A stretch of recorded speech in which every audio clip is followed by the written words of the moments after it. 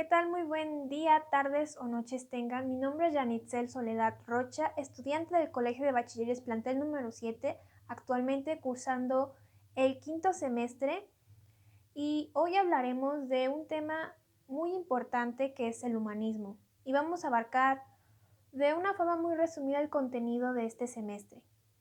Entonces, para empezar, ¿qué es el humanismo? El humanismo es una disciplina que se encarga de estudiar el comportamiento del ser humano que ha tenido a lo largo de toda la historia, pero enfocándonos más en la cultura, la religión y la comunicación como su historia, ¿no? Para empezar, el humanismo es una rama de la historia. ¿Y qué es la historia? La historia básicamente es el estudio del pasado, ¿no? Pero tiene más importancia porque la historia es analizar, comprender, estudiar y saber exactamente lo que pasó o aconteció antes, o sea, varias etapas de la historia, o sea, estudiar qué fue exactamente lo que ocurrió en esos años para entender el por qué estamos ahora, el por qué la situación actual, y para eso poder saber enfocarlo, poder relacionar o proyectarlo para no cometer los mismos errores o cambiar algo para un futuro. Entonces, el humanismo estudia ese pasado, pero se basa más en el estudio del pensamiento del hombre. ¿Qué pensaba la gente en esos ayeres? Así que en este quinto semestre, como el humanismo, vamos a abarcar como tal el ser, la verdad y pues el conocimiento que uno tiene y las preguntas que muchos nos hemos hecho a lo largo de la historia. Para empezar, uno de los principales pensadores ha sido el sofista Protágoras, que abarca los años 450 a.C. Así que el humanismo nace principalmente en Atenas, en Roma, en Grecia, antes de Cristo. Ahí es cuando normalmente surge esta explosión de preguntas que nos hemos hecho a lo largo de toda la historia y que no siempre han sido contestadas. Para empezar, el hombre es la medida de todas las cosas. ¿Qué quiere decir esto? Que conforme al pasar del tiempo, cuando uno es niño, uno tiene un pensamiento pues más cerrado, no conoce el exterior. Conforme uno va creciendo y va madurando y va conociendo la verdad de muchas cosas, tu pensar es diferente que al de ayer. Como diría Platón, no existe la verdad absoluta, sino la verdad relativa. ¿Qué quiere decir esto? Que la verdad no siempre va a ser igual para todos. La verdad se enfoca en lo que uno cree, en su forma de pensar y cómo ha conocido las cosas. La realidad es objetiva y que no tiene se obtiene mediante los sentidos, o sea, por ejemplo, ¿cómo saber si algo está echado a perder? Un ejemplo muy absurdo, pero un poco realista. ¿Cómo saber si algo está echado a perder? Para saber si algo está echado a perder, uno ya debió haber sabido o debió haber olido algo que ya está echado a perder para decir, pues sí está echado a perder porque huele a algo echado a perder que yo ya conocía. Esa digamos que es la verdad. Conforme al olor de algo que esté echado a perder, uno obtiene las conclusiones. Seguimos. Ahora, para empezar con este tema principal, vamos a hablar sobre el hombre, que tenían dos conceptos diferentes, uno de los pensadores principales que sería Parménides y Heráclito de Efesio el Oscuro. El hombre para Parménides era el ser o el no ser. ¿A qué me refiero esto? El ser como tal tiene, bueno, Parménides tenía la visión donde el ser, o sea, el hombre como tal, el ser, la persona, no surge de la nada. ¿A qué se refería esto? Digamos que todo era un ciclo de vida, en donde el ser es absoluto, inmóvil y creado a la perfección. Y la identidad no contradictoria. Digamos que para Parménides el hombre no vino de la nada, fue creado, digamos, por un dios o por algo que quizá no sabemos por qué está ahí, pero está. Y fuimos creados a la perfección, digamos, porque tenemos un conocimiento, tenemos el razonamiento que es algo muy característico de los seres humanos, para empezar. El no ser, digamos que ya es cuando tú cuestionas algo que no tiene sentido.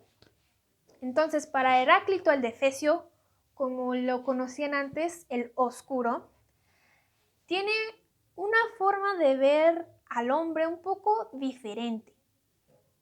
Porque él decía que el origen natural es el devenir, en donde nadie puede bañarse en el mismo río 2 veces. ¿A qué se refiere esto? Pues que todo es constante, o sea, todo va cambiando y no puede ser las cosas igual, o sea, todo tiene que cambiar, no puede ser constante. En cambio, Parménides decía que todo seguía igual y que todo permanecía exactamente igual. Para Heráclito de Efesio no, todo cambiaba, todo es un cambio, todo es un círculo vicioso en donde nada va a ser igual. Y si digamos que si para Heráclito todo era cambiante, ¿cómo existía la armonía? Pues básicamente había una ley racional y arbitraria, digamos que la naturaleza, como las estaciones, un arbolito, una planta, el ciclo de la vida, todo vuelve al origen, pero todo cambia. Un poco diferente. Por ejemplo, uno nace, crece, se reproduce y muere y regresa a las cenizas donde todo es un origen natural.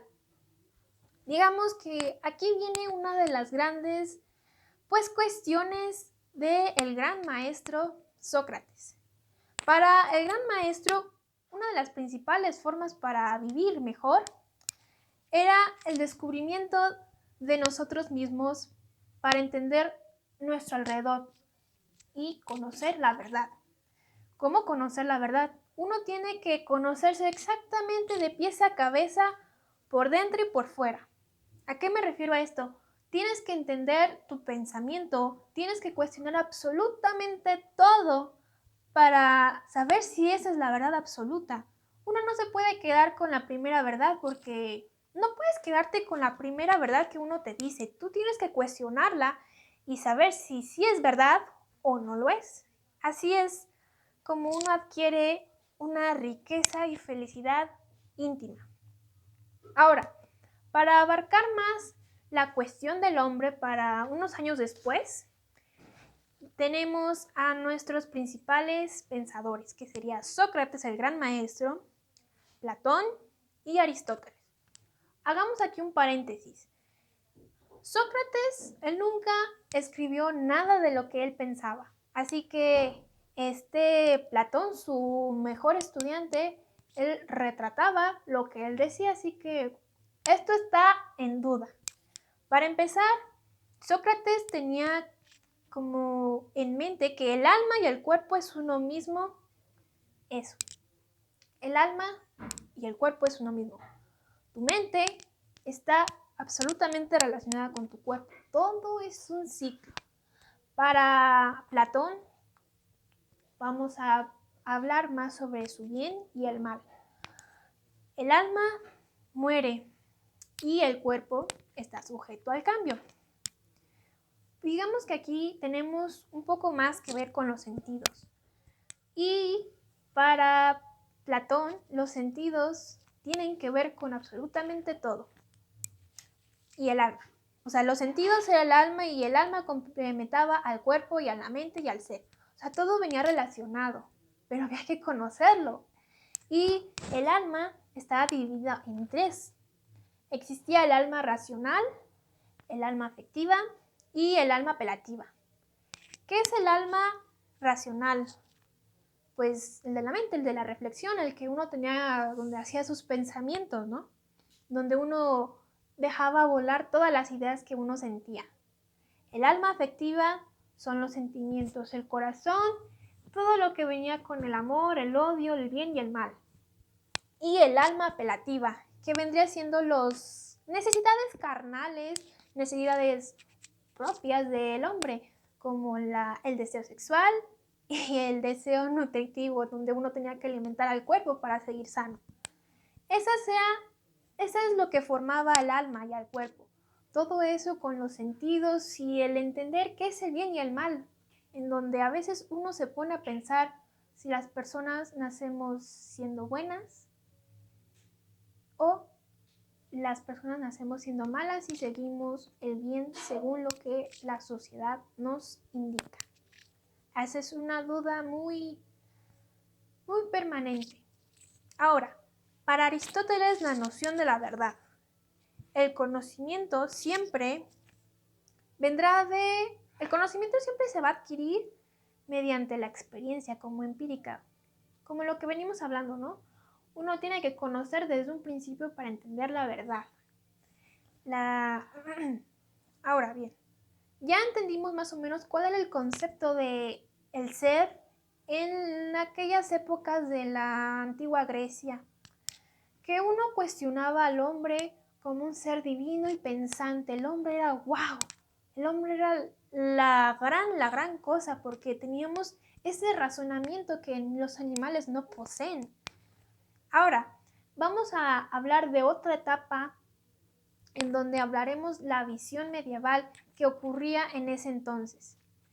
Bien, la visión medieval para aquella época es una etapa muy oscura y muy diferente, una forma de ver al hombre, al mundo y al ser completamente distinto, en donde abarcamos más a la religión, a Dios, en donde digamos que el hombre es exactamente una creación divina, hecha por el hombre, tallada por arcilla, ¿no? Entonces, ahí tenemos en cuenta que el hombre es perfecto, tal y como lo hizo Dios, y que tenemos que seguir exactamente la fe y la razón, que son cosas completamente distintas, pero que hacen al ser un hombre. Entonces tenemos que poner en cuenta que el hombre tiene que seguir todas las dictaduras que la fe y la religión nos han estado haciendo.